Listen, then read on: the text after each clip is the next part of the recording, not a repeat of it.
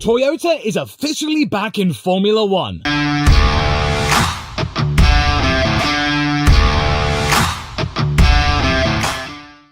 $450 million.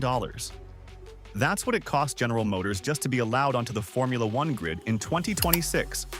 Not to build a car, not to hire a driver, just for the right to exist. A fee paid to the 10 teams already there for the privilege of becoming the 11th. Cadillac wrote that check. The largest entry fee in the history of the sport. Toyota, one of the few car makers on Earth large enough to write the same check without blinking, didn't. And the reason why is the quiet story underneath one of the most talked about deals in the paddock. Because on the surface, what Toyota has done with Haas looks like generosity. A multi-billion-dollar giant put its Gazoo Racing name across the smallest team on the grid, took over a sponsorship slot worth a reported $20 million a season, and promised engineering, drivers, a factory's worth of resource. The mainstream read is a lifeline. The rich uncle rescuing the struggling American independent. If you want the version of this story the broadcast won't give you, the one that follows where the money and the engineers actually go, stay close. Because the closer you look at this arrangement, the less it resembles a rescue, and the more it resembles something far more patient and far more clever. This is the story of how the most expensive failure in Formula One history may have found a way to walk back through the door without paying the toll. Start with the toll itself, because it's the thing that reframes everything. When General Motors wanted in, the sport's existing teams set the price of a new grid slot at $450 million, split evenly, $45 million to each of them, a wall of money designed to protect what they already had. More than double what the fee used to be. That number is the gate. It's what tells a car maker that buying your way into Formula One from scratch, in this era, is a financial wound most boardrooms won't sign off on. But there's a door beside the gate that the fee doesn't cover. When Audi wanted in, it didn't pay the $450 million. It bought into an existing team, Sauber, and stepped straight through. No expansion fee, no wall. And the people who study how money moves through this sport notice something. There is a way in that costs a fraction of the toll, if you're willing to be patient, and if you're willing to start as a guest in someone else's house. Now look again at what Toyota has actually been doing, in order, and let the sequence speak for itself. October 2024. A technical partnership with Haas. Quiet, modest on paper.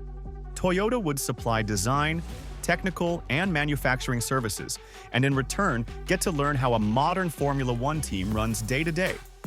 Then, across 2025, 14 days of private testing went to Toyota-backed drivers.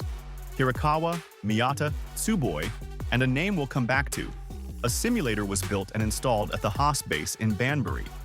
And then, on the 4th of December 2025, the partnership grew its teeth. Toyota Gazoo Racing became the title sponsor. The team's name on the entry list changed. It is now the TGR Haas F1 team. The money transfer company that used to own that slot was gone. Toyota's name now sits above the door. A company that only wants a quiet little sponsorship doesn't usually put its own name above the door. Here's the honest counterweight, and it matters. Toyota has said, repeatedly and on the record, that there is no works team coming, no engine plan, no takeover. The stated purpose in their own framing is people, product, pipeline. Developing drivers and engineers. Haas, for its part, insists it isn't for sale. Akio Toyoda himself once stood in front of the world's cameras and asked them not to write that Toyota was returning to Formula One. Take all of that at face value, and this is simply a deep technical partnership. Nothing more. But sources who track the commercial side of the paddock read the trajectory differently, because what a company says and what a company builds are not always the same sentence. And what Toyota is building, piece by piece, looks a great deal like the skeleton of a team. Their engineers inside Haas walls, their drivers in the seats, their simulator in the building, their name on the car. Each step individually deniable. Stacked together, they trace the outline of something the official statements keep insisting isn't there. And to understand why the outline should unsettle the rest of the grid, you have to understand what Toyota is haunted by. Rewind to the start of the century. Toyota didn't ease into Formula One. It kicked the door down. It shut down other racing programs to focus everything on one goal, built its own team from scratch in Cologne, its own car, its own engine, no shortcuts. Then it spent, by most accounts, somewhere around $3 billion across 8 seasons, one of the largest budgets the sport had ever seen. And here is what $3 billion bought: 139 race starts, a handful of podiums, and 0 wins. Not one. The top step of the podium never once had a Toyota driver on it. It became the cautionary tale of the entire paddock, the richest team that never won. Proof you cannot simply buy your way to the front. And in November 2009, 3 days after the final race of the season, a global financial crisis bearing down on it, Toyota walked away. Cold, total, overnight. The part that still lingers is what insiders said afterward, that even a win wouldn't have changed the decision to leave. Sit with that. $3 billion, 8 years, and even victory wouldn't have saved it. So the obvious question hangs in the air. Why would anyone go back to the place that cost them $3 billion and gave them nothing? And the answer is that the place is no longer the same place. The Formula One that swallowed Toyota's billions had no spending limit. Teams burned hundreds of millions a year with nothing to stop them. That world is gone. The sport now runs under a strict budget cap. Everyone spends roughly the same.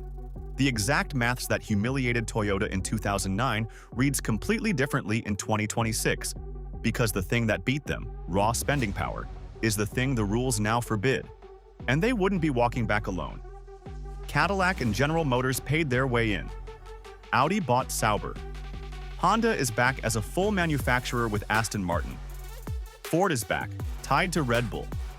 The biggest car makers on Earth are pouring into Formula One at the exact moment Toyota is quietly assembling itself inside an existing team, paying a sliver of what the newcomers paid while building the same thing they're building. There's one more piece, and it's the one that's been sitting in plain sight the whole time. When Toyota quit in 2009, it never tore the operation down. The factory in Cologne, the wind tunnel, the machines, the people who know how to build a fast car, never stopped running.